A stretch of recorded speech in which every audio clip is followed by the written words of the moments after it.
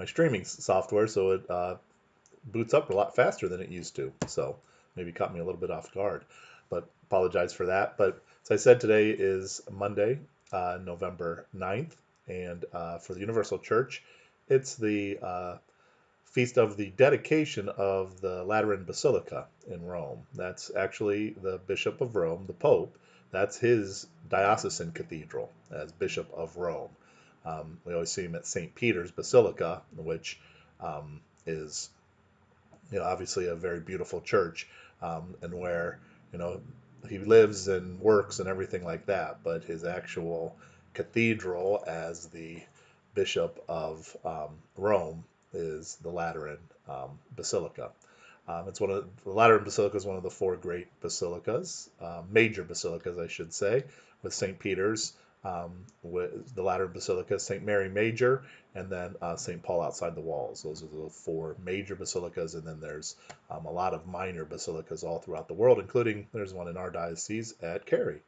Um, Probably to kind of understand the whole thing between St. Peter's and um, St. John Lateran, maybe in our country, a kind of analogous situation would be in D.C. If you've ever been to the National Basilica Shrine of the Immaculate Conception, a huge, beautiful church in Washington, D.C., probably one of the biggest churches in our country. That's not the cathedral for Washington, D.C.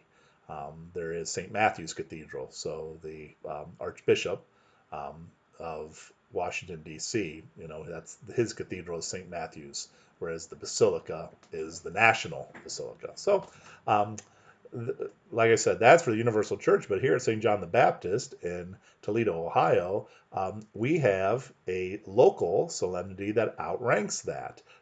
Today is the 54th anniversary of the dedication of the current church. So I should have brought over the little document that I have. It's just one page from Bishop George Raring, who was the Bishop of Toledo at that time, that on November 9th of 1966, he dedicated that our church, our current church, in honor of St. John the Baptist. And so the whole, if you've never been to a church dedication, it's quite the ceremony. And I guess the most recent one probably in our diocese was at St. John the 23rd, the church that they had built. That was dedicated a little over a year ago. So it's a beautiful celebration, but the anniversary of that is a very high ranking feast day in the parish itself. Nobody else is celebrating that. Everybody else is celebrating Lateran Basilica. We're celebrating the anniversary of the dedication of our church. And so it's interesting that the church sees kind of that local celebration as one of so much importance. And I pulled it up too just to see. This is within the Roman Missal, as you can see. And maybe I should turn it this way. Roman Missal. Everything's a little bit backwards, but it has under the universal norms of the calendar.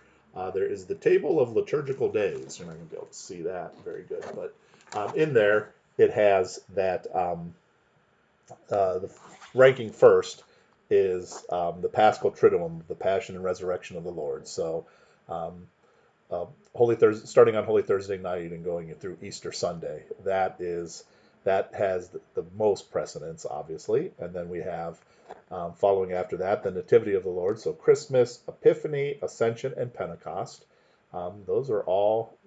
It seems strange to think of that way because we do emphasize Christmas so much. It is listed first of that second of the second uh, line, but it is kind of equal with the Epiphany, Ascension, Pentecost, the Sundays of Advent, Lent, and Easter. All of those. Ash Wednesday, the weekdays of Holy Week from Monday up to including Thursday, and the days within the octave of Easter. So there's quite a bit that then gets um, kind of gobbled up around Easter and then Sundays in those special seasons are always there. And then it has the solemnities inscribed in the general calendar, whether of the Lord, Blessed Virgin Mary, or of the saints. So All Saints Day, Immaculate Conception, But some of the other ones, there's a Solemnity of St. Peter and Paul at the end of June.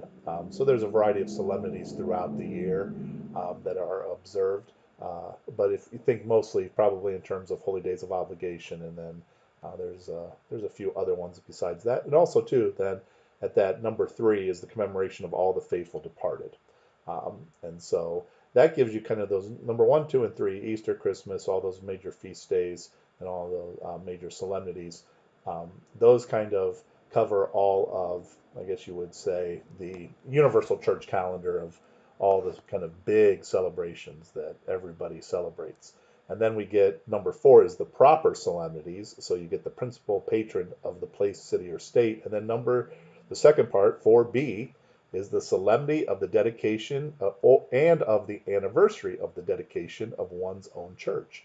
So you see, it doesn't rank far behind Easter and then Christmas and Holy Week and some of those other very major feasts. Um, that's why this morning at Mass we celebrated with all due pomp and ceremony that we could muster at 7 a.m. on a Monday morning. But yes, there was a Gloria. There were 2 readings before the Gospel. There was the Creed. So it was just like a Sunday, it followed the same structure as a Sunday Mass. But today's the anniversary, the 54th anniversary of the dedication of our current church. So thought that would be maybe of some interest to some of you. But if you're not a parishioner here at St. John the Baptist, there's other places.